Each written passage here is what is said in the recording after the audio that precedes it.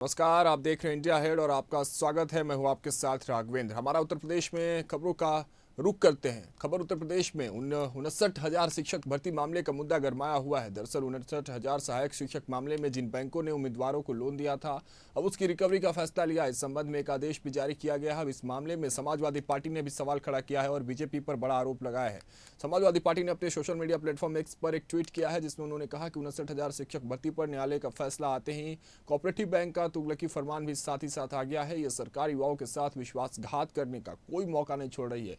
आपको बता दें कि 59,000 शिक्षक भर्ती के अभ्यर्थियों ने राज्य शैक्षिक अनुसंधान और प्रशिक्षण परिषद का घेराव कर आंदोलन शुरू किया है। आरक्षित श्रेणी के अभ्यर्थी जल्द नई मेरिट सूची तैयार कर भर्ती कार्यक्रम जारी करने की मांग कर रहे हैं। ये सभी हाईकोर्ट के आदेश का पालन करने की मांग कर रहे हैं। कोर्ट की नई मेरिट लिस्ट जारी करने के फैसले के बाद यूपी सरकार और शिक्षा विभाग के अधिकारियों के बीच मंथन चल रहा है। इसी बीच सीएम योगी ने शिक्षा विभाग के अधिकारियों के साथ बैठक कर निर्देश दे दिए हैं कि किसी भी अभ्यर्थी के साथ अन्याय नहीं होना चाहिए।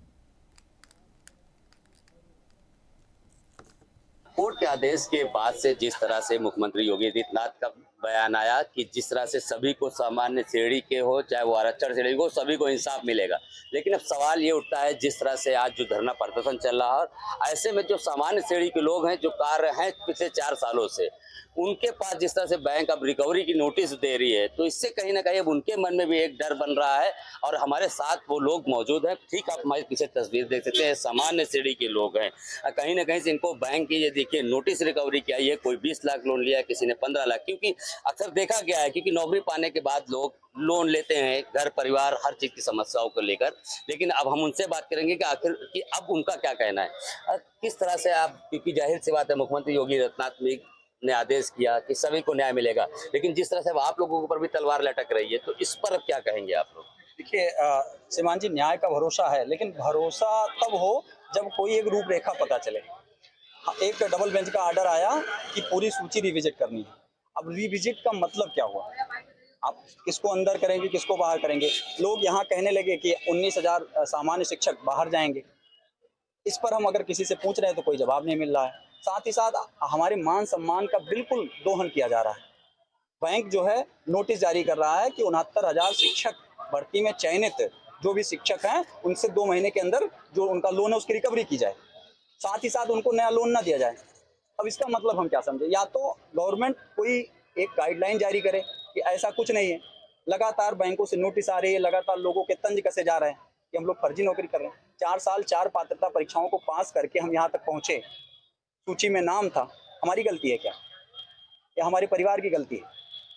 आज जिस तकलीफ से हम लोग गुजर रहे हैं, डेली मानसिक पीड़ा होती कि कल क्या होगा।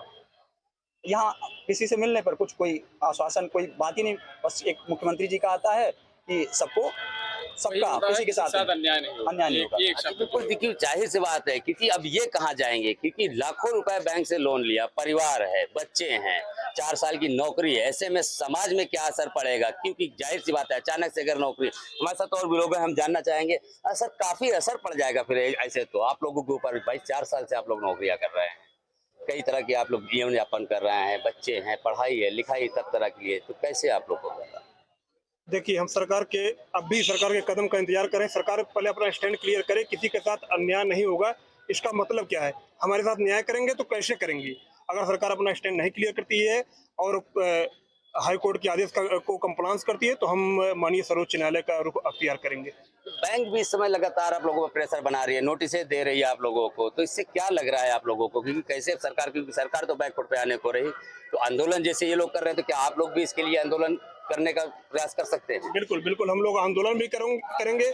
हम लोग रोड से लेके न्यायालय तक की लड़ाई लड़ेंगे। 2 ही चारा हमारे पास है, या तो हम अपना प्राण त्याग दें या आंदोलन करें, अपना हक मांगे। देखिए हमारी गलती क्या है, तो यही बताया जाए।